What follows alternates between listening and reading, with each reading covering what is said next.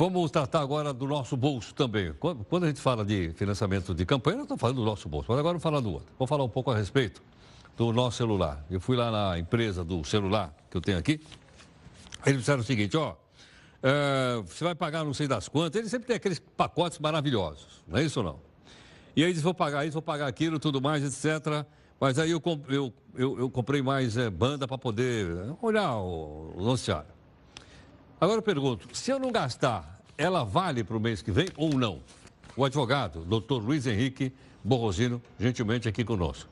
Luiz Henrique, bem-vindo. Obrigado pela gentileza. Boa noite. Luiz, como é que vai funcionar aqui o meu celular? Se eu não gastar tudo, o que vai acontecer? Olha, a gente tem um projeto de lei que determina agora que todo o acúmulo desse pacote de dados, ele seja utilizado nos próximos 2 meses.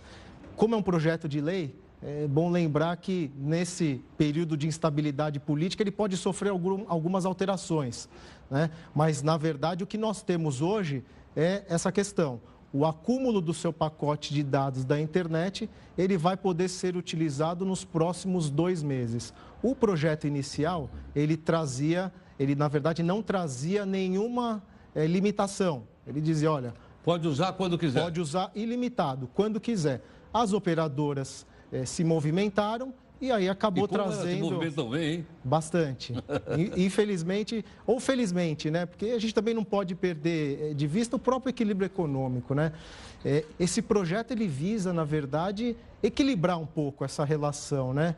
De consumidor... Porque até então, se eu compro e não uso, eu perco. Você perde.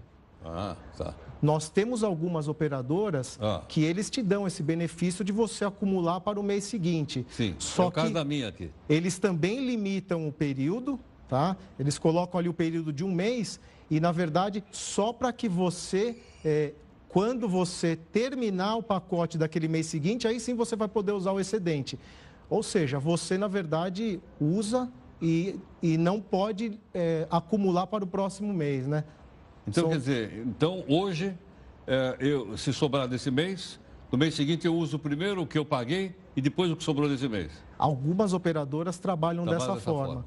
Outras operadoras, o que você contratou e não usou, você perde. Você perde. Será que as pessoas, quando chegam naquelas lojas maravilhosas, as operadoras, no shopping e tal, eles explicam isso claramente? Dificilmente.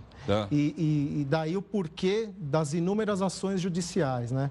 Falta ali o dever de informação, às vezes a falta do princípio da própria transparência, que é previsto no Código de Defesa do Consumidor. Muitas vezes eles não comunicam o consumidor dessas questões. E o consumidor acaba achando que está dentro do pacote, que na verdade ele está utilizando e está pagando um preço justo. Muitas vezes ele acaba sendo prejudicado. Então, daí o porquê desse projeto de lei. Entendo.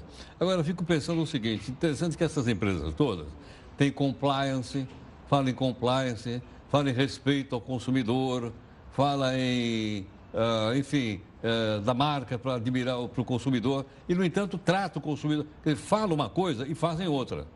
Porque isso não é explicado claramente. Eu mesmo, quando fui comprar lá, ele falou, não, se você não gastar no mês, você pode gastar imediatamente no mês seguinte. Você acabou de me dizer que não é assim. Tem alguns casos, eu vou ter que gastar o mês seguinte e depois eu pego aquele que eu não... Quer dizer, não podia ser uma coisa clara, aberta? Muitas vezes... Ética. Nós entramos naquela questão do contrato de adesão, né?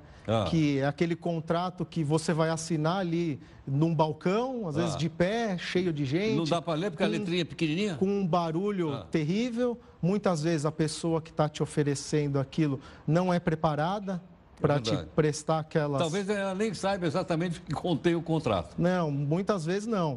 Não. E às vezes essas questões, elas estão ali naquela letrinha pequenininha, de uma forma pouco clara, o que também acaba até sendo prejudicial ao consumidor.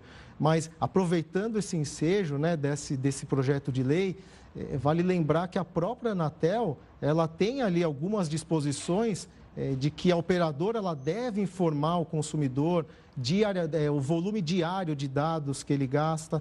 Ou seja, a gente tem alguns mecanismos, só que esses mecanismos dificilmente são passados ao consumidor. Um consumidor normal, eu digo, eu sou um consumidor normal, o senhor, Claro. dificilmente vai ter acesso a essas informações. Lógico. Né? Então, acaba gerando essa informação, muita informação, que gera desinformação, evidentemente. Eu vou te perguntar uma coisa.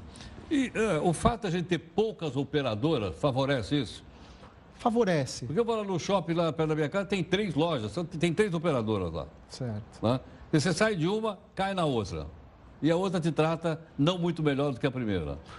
O consumidor brasileiro, ele às vezes vai pingando, né, de operadora em operadora.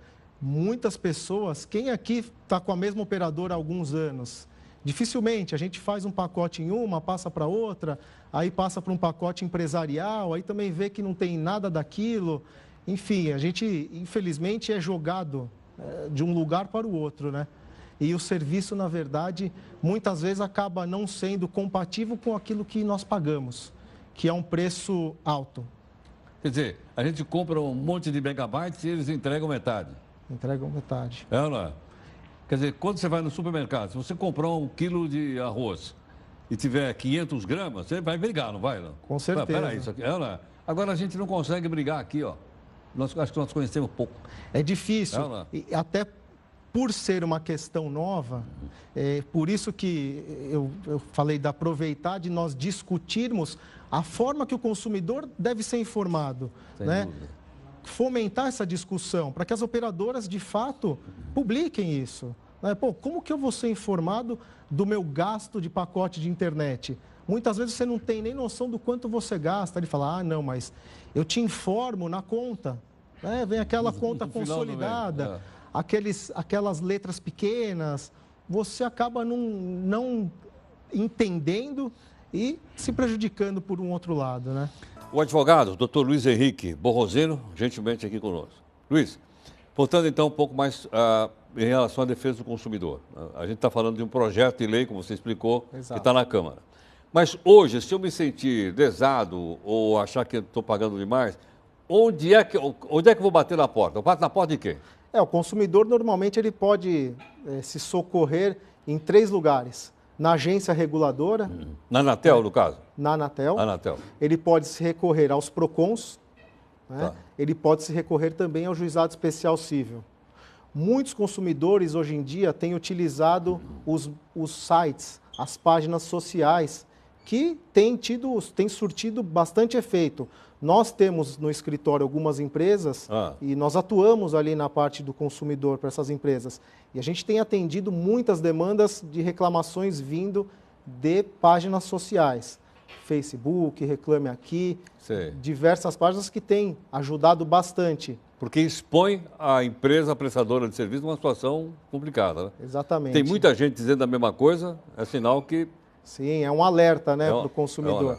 E hoje em dia o consumidor ele tem o acesso irrestrito, né, às informações, por conta do acesso à internet, Lógico. Enfim. Então eles têm essa capacidade de poder discernir e ver qual é a melhor opção. Claro. Luiz, obrigado. Viu? Muito obrigado pelo convite. Muito grato, muito obrigado. Tá, está a presença do advogado, doutor Luiz Henrique Borrozino, conosco, né?